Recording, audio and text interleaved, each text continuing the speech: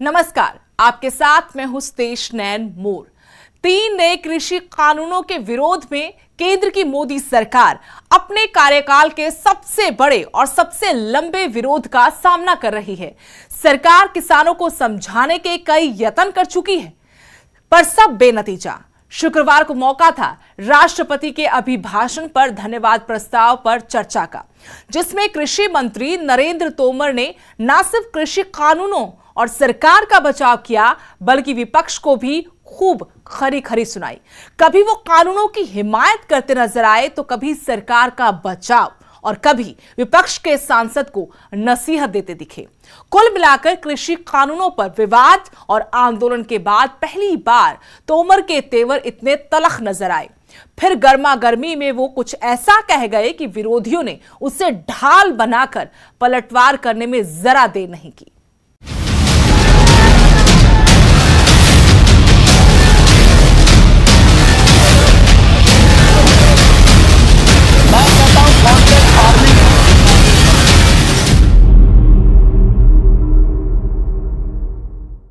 कृषि कानूनों पर सड़क के बाद अब बहस संसद में हो रही है। हर पहलू पर बात हो रही है। सरकार की ओर से केंद्रीय कृषि मंत्री ने मोर्चा संभाला और विपक्ष के हर वार पर जवाब से प्रहार किया। ना सिर्फ जवाब से बल्कि सवाल दागकर विरोधियों को आघात पहुंचाया। कृषि मंत्री ने ना सिर्फ किसानों नेताओं से सवाल पूछे, बल्कि किसानों का साथ देने वाले हर विरोधी से पूछा कि कानूनों में काला क्या है वो बताएं और बिना वजह इसे मुद्दा ना बनाएं।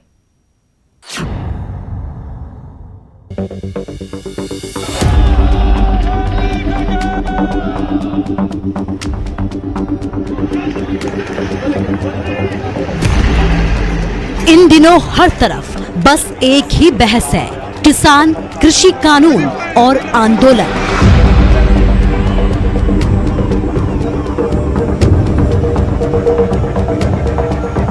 किसानों का कहना है कि ये कानून पूरी तरह से उन्हें बर्बाद करने वाले हैं, उनसे उनकी जमीन को छीनने वाले हैं।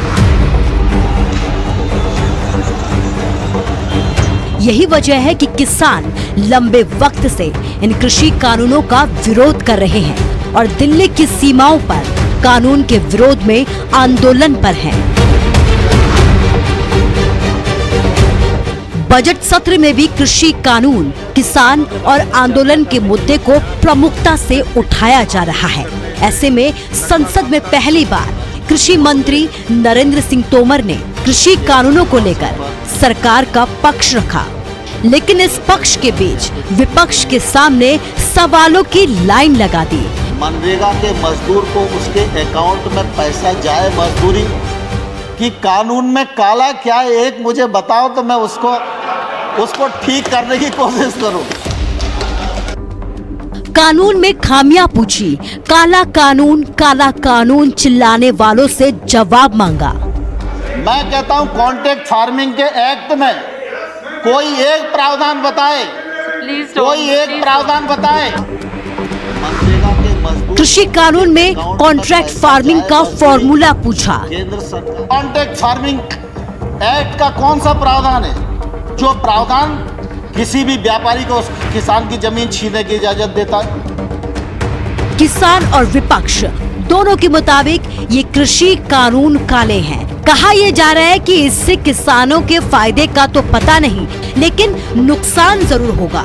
यही वजह है कि किसान इन कानूनों को काला बता रहे हैं। लेकिन कृषि मंत्री ने सवाल किया कि इन कानूनों में काला क्या है। प्रतिपक्ष के सभी मेंबर्स को भी, उन सब ने किसान आंदोलन पर भी चिंता की। किसान आंदोलन के लिए जो सरकार को कोसना आवश्यक था उसमें भी कोई कंजूसी नहीं की और कानूनों को काले कानून भी जोर देकर कहा। लेकिन मैं आजाद साहब और आने भाई आपको बताना चाहता हूं कि मैं किसान यूनियन से भी 2 महीने तक यही पूछता रहा कि कानून में काला क्या है, एक मुझे बताओ तो मैं उसको ठीक करने की कोशिश करूं। लेकिन मुझे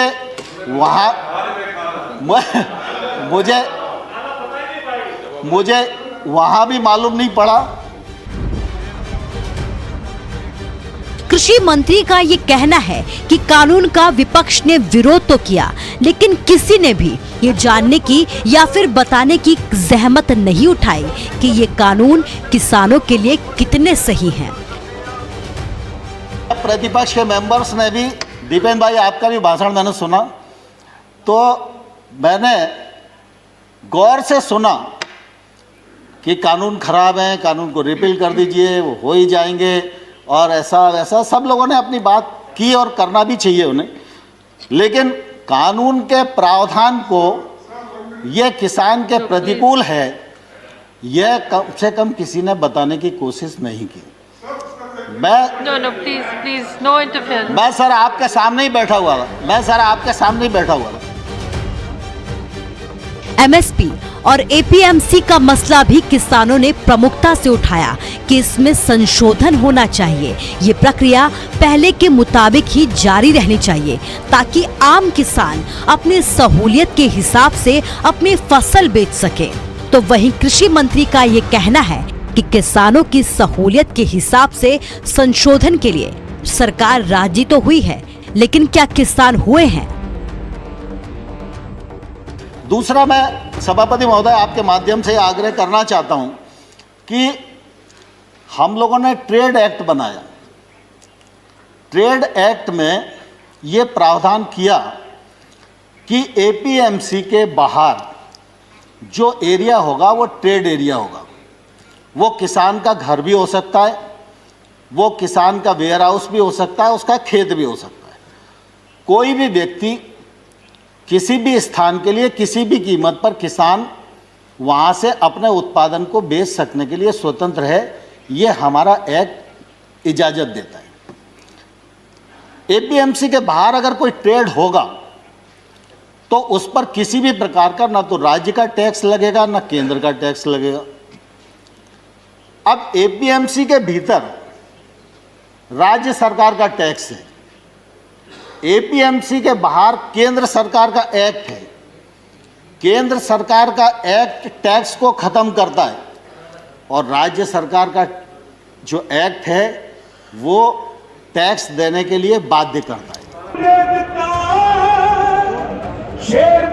पंजाब के किसानों ने इस आंदोलन की नींव रखी है।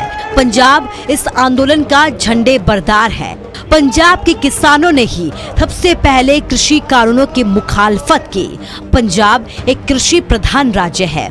ऐसे में कृषि मंत्री ने पंजाब के किसानों से ये सवाल किया है कि हमने आपको कई मायनों में मदद की है, टैक्स फ्री आपको रखा है, जबकि आपके राज्य में सरकार टैक्स ले रही है, और अगर ऐसा नहीं किया जाता तो पंजाब में जेल जाने तक का प्रावधान है। ऐसे में कृषि मंत्री ने ये सवाल किया है कि आंदोलन किसके खिलाफ होना चाहिए। बात आ गई, लेकिन मैं कुल देखिए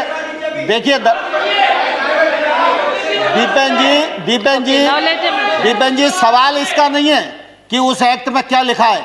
सवाल इसका है कि कॉन्ट्रैक्ट फार्मिंग एक्ट है या नहीं है, और कॉन्ट्रैक्ट फार्मिंग एक्ट कब बना, और उस कॉन्ट्रैक्ट फार्मिंग एक्ट में अगर किसान गलती करेगा तो किसान को जेल जाना पड़ेगा। ये प्रावधान पंजाब के एक्ट में, और ये पंजाब सरकार के एक्ट में, और जो भारत सरकार ने एक्ट बनाया है उसमें किसान कभी भी बाहर हो सकता है। तो मैं आपके माध्यम से किसानों को भी पूछना चाहता हूं, और विशेष रूप से पंजाब के किसानों को भी पूछना चाहता हूं। उनके यहाँ थोड़ी परिस्थितियां अलग हैं, आड़तिया का कमीशन अलग है, बाकी सब चीज़ें अलग हैं, लेकिन हमने टैक्स को फ्री किया और राज्य सरकार टैक्स ले रही है। तो जो टैक्स ले रहा है और लगा रहा है और बढ़ा रहा है, आंदोलन उसके खिलाफ होना चाहिए या जो टैक्स फ्री कर रहा है उसके खिलाफ होना चाहिए। लेकिन अब देश में उल्टी गंगा बह रही है। किसान यूनियन के साथ बैठकों के बाद सरकार संशोधन के लिए राजी तो हो गई, लेकिन कृषि मंत्री का ये कहना है कि हम भले ही संशोधन के लिए तैयार हो गए हों, लेकिन इसका ये मतलब नहीं कि ये कानून गलत है। मैं सभापति महोदय आपके माध्यम से किसान बंधुओं को भी कहना चाहता हूं और प्रतिपक्ष के मित्रों को भी कहना चाहता हूं, भारत सरकार नरेंद्र मोदी जी का नेतृत्व पूरी तरह किसानों के प्रति प्रतिबद्ध है, किसानों के प्रति समर्पित है। किसान आंदोलन के लिए हम लोगों ने लगातार उनको सम्मान देने की कोशिश की है, 12 बार ससम्मान बुलाकर बातचीत की है, एक शब्द भी हमने उनके बारे में इधर उधर नहीं बोला, संवेदनशीलता के साथ विचार किया है। लेकिन हमने ये जरूर कहा है कि आप प्रावधान में कहाँ गलती है, विनम्रतापूर्वक हमारा ध्यान आकर्षित करिए। हमने जो उनकी भावना के अंतर्गत जिन बिंदुओं को चिन्हित किया जा सकता था उनको भी चिन्हित करके बताया कि हमको आपकी लगती है कि आपको यह शंका है कि एपीएमसी खत्म हो जाएगी, तो हम इस पर विचार करते हैं। एपीएमसी खत्म नहीं होगी। हमने एक के बाद एक उनको प्रस्ताव देने का भी प्रयत्न किया, लेकिन मैंने साथ में यह भी कहा कि अगर हम भारत सरकार किसी भी संशोधन के लिए तैयार है, इसके मायने ये नहीं लगाना चाहिए कि किसान कानून में कोई गलती है, लेकिन किसान आंदोलन पर है। आपको बता दें कि दिल्ली बॉर्डर पर लंबे वक्त से किसानों का धरना प्रदर्शन जारी है। 2.5 महीने का वक्त बीत चुका है। 26 जनवरी को जो हुआ उसके बावजूद किसानों का गतिरोध जारी है।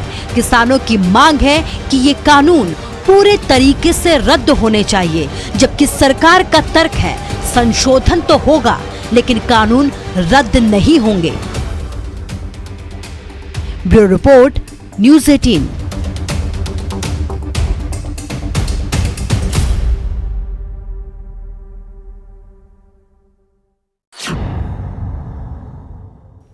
कृषि कानूनों को लेकर चौतरफा घिरी सरकार का बचाव करने के लिए राज्यसभा में कृषि मंत्री नरेंद्र तोमर सरकार की ढाल बने। तोमर ने न सिर्फ सरकार और कृषि कानूनों को सही बताया बल्कि कांग्रेस को भी जमकर कोसा।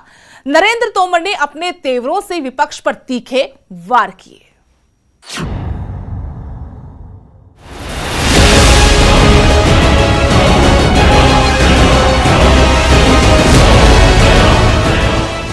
केंद्रीय कृषि मंत्री नरेंद्र सिंह तोमर 3 कृषि कानूनों को लेकर राज्यसभा में विपक्ष पर जमकर बरसे। राज्यसभा में शुक्रवार को राष्ट्रपति के अभिभाषण पर धन्यवाद प्रस्ताव की चर्चा पर कृषि मंत्री नरेंद्र सिंह तोमर ने ये कहा कि खून से खेती सिर्फ कांग्रेस कर सकती है, बीजेपी नहीं। और मनरेगा किसानों को इस बात के लिए बरगलाया गया है कि ये कानून आपकी जमीन को ले जाएंगे। मैं कहता हूं कॉन्ट्रैक्ट फार्मिंग के एक्ट में कोई एक प्रावधान बताए, कोई एक प्रावधान बताए। खड़गे जी दुनिया जानती है, खड़गे जी दुनिया जानती है, पानी से खेती होती है, खून से खेती सिर्फ कांग्रेस ही कर सकती है, भारतीय जनता पार्टी खून से खेती नहीं कर सकती। पंजाब हरियाणा के कॉन्ट्रैक्ट फार्मिंग का उदाहरण देते हुए कांग्रेस को आड़े हाथों भी लिया। उन्होंने कहा कि ये कानून हुड्डा कमेटी की रिपोर्ट के आधार पर है। तोमर यही नहीं रुके, उन्होंने दीपेंद्र हुड्डा को कहा कि पहले कृषि कानूनों के बारे में पढ़कर आइए। ये सब हुड्डा जी की रिकमेंडेशन के कारण आए, कान खोलकर सुन लो, ये हुड्डा कमेटी की रिपोर्ट के कारण आए। और अब जब दोबारा से कृषि पर बहस हो, जब कृषि पर बहस हो तब आप पढ़ के आना और बहस करना, मैं जवाब दूंगा आपको। राज्यसभा में कृषि मंत्री ने ये विपक्ष पर आरोप लगाया कि विपक्ष किसानों को गुमराह कर रहा है और ये भी सवाल किया कि ये भी बताएं कि तीनों कानूनों में काला क्या है। से भी 2 महीने तक यही पूछता रहा कि कानून में काला क्या है, एक मुझे बताओ तो मैं उसको ठीक करने की कोशिश करूं। हमने एक के बाद एक उनको प्रस्ताव देने का भी प्रयत्न किया, लेकिन मैंने साथ में यह भी कहा कि अगर हम भारत सरकार किसी भी संशोधन के लिए तैयार है, इसके मायने ये नहीं लगाना चाहिए कि किसान कानून में कोई गलती है। न सिर्फ हरियाणा, जहां से किसान आंदोलन का आगाज हुआ, यानी पंजाब को भी निशाने पर लिया गया और कहा कि पंजाब में कॉन्ट्रैक्ट फार्मिंग में जेल जाने तक का प्रावधान है। पंजाब सरकार का कॉन्ट्रैक्ट फार्मिंग एक्ट उठाइए, हरियाणा सरकार का कॉन्ट्रैक्ट फार्मिंग एक्ट उठाइए, और वो तो हुड्डा जी के समय ही पारित हुआ था। इन राज्यों के अभी लगभग 20-22 राज्य ऐसे हैं जिसमें कॉन्ट्रैक्ट फार्मिंग के लिए नया एक्ट बनाया है या उन्होंने एपीएमसी में शामिल किया है। देखिए दीपेन जी, सवाल इसका नहीं है कि उस एक्ट में क्या लिखा है, सवाल इसका है कि कॉन्ट्रैक्ट फार्मिंग एक्ट है या नहीं है, और कॉन्ट्रैक्ट फार्मिंग एक्ट कब बना, और उस कॉन्ट्रैक्ट फार्मिंग एक्ट में अगर किसान गलती करेगा तो किसान को जेल जाना पड़ेगा। यह प्रावधान पंजाब के एक्ट में। केंद्र सरकार से यह कृषि मंत्री राज्यसभा में पूरे तेवरों के साथ नजर आए और न सिर्फ तीनों कानूनों की हिमायत की, बल्कि विपक्ष पर जमकर तीर चलाए और पूछा कि आखिर विरोध के लिए विरोध किया जाना कितना सही है। 10,000 करोड़। Bureau report, news 18। निवेश की जरूरत है, वह निवेश खेती तक पहुंचे। कृषि मंत्री ने कहा कि खून से खेती कांग्रेस कर सकती है, बीजेपी नहीं। उनकी इस टिप्पणी का कांग्रेस ने पुरजोर तरीके से विरोध किया।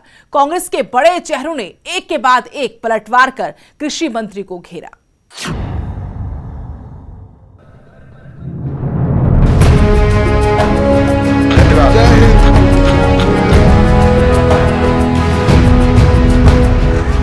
माननीय श्री नरेंद्र सिंह तोमर जी। राज्यसभा में बात कृषि कानूनों से शुरू हुई, पर इसके बाद इतिहास के पन्ने पलटती गई। किसान किसानी से होते हुए दंगों तक जा पहुंची। कृषि मंत्री नरेंद्र तोमर ने कहा कि कांग्रेस उन्हें खेती-बाड़ी के बारे में ना समझाए। बीजेपी सरकार अच्छी तरह से जानती है कि खेती कैसे की जाती है और क्या होती है, लेकिन कांग्रेस तो सिर्फ खून के साथ खेती करना जानती है। मैं कहता हूं कॉन्ट्रैक्ट फार्मिंग के एक्ट में कोई एक प्रावधान बताए, कोई एक प्रावधान बताए। खड़गे जी दुनिया जानती है, खड़गे जी दुनिया जानती है, पानी से खेती होती है, खून से खेती सिर्फ कांग्रेस ही कर सकती है। भारतीय जनता पार्टी खून से खेती नहीं कर सकती।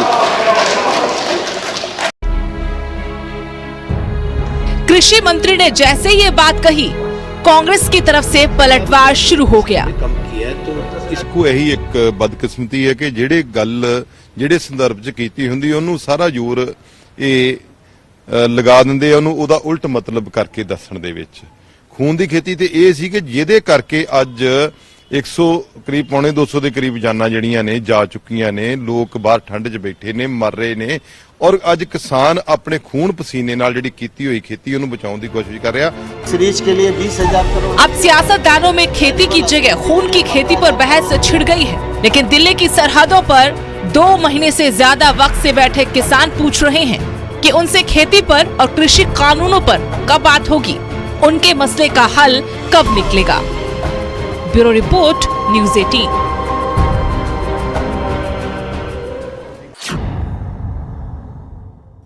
हमारी आज की खास पेशकश में इतना ही। देश दुनिया की हर अपडेट के लिए आप देखते रहिए न्यूज़ 18 पंजाब, हरियाणा, हिमाचल।